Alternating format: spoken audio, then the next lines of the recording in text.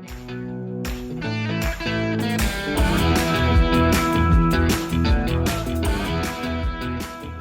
guys, it's Michael Amberger here from Slither Dogs, and I found a little friend on the roadways. This right here is a common snapping turtle. And here around springtime and stuff like that, with you guys driving, you'll see turtles crossing the road. You'll see a lot of box turtles, things like that. Common snapping turtles are also common to cross the road.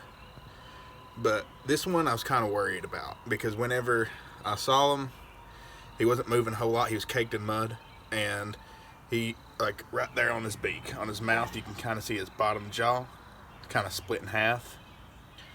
So I was kind of worried, but when I went over to pick him up, I picked him up. He was pretty lively. He snapped at me pretty good, so it kind of made me feel a little bit better. But we brought him home just to make sure that he could eat on his own. So I fed him a little bit.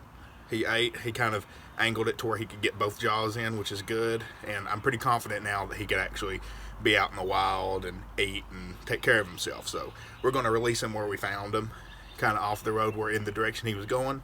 Because whenever you see turtles on the roadways, you don't ever want to just put them wherever. You always want to put them where they're heading, because turtles are stubborn. They're going to go whichever way they want to go, and they may get back on the roadway and they may get ran over. Now, the snapping turtles, when people see them most of the time, they think there's this big long tail with all the spikes on it. It's got to be strong, right? So they always pick them up like this. But what they don't know is that the tail is actually connected to the spine right here, underneath the carapace of the turtle, which is the top of the shell. And if you mess with the tail too much, you lift with the tail, you could actually break the tail and break the spine of the turtle, which isn't good. But underneath here, snapping turtles aren't like regular turtles. They can't like hide into their shell, so they have their little plastron right here, and as you can see, he's a little tubby dude. But they live under the water most of the time, and these guys cake down in the mud because they can't protect the bottom of their shells very much for predators like raccoons or things like that.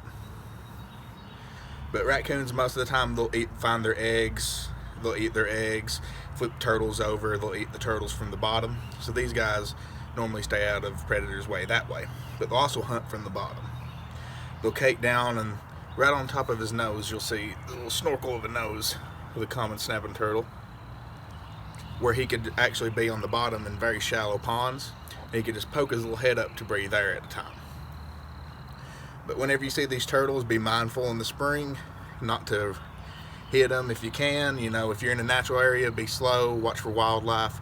That way there's no roadway fatalities.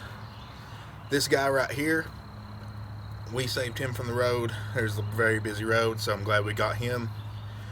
So hopefully he'll be able to go on, and he'll be able to go home, eat all the fish, crayfish that he wants, and live a long, happy, healthy life.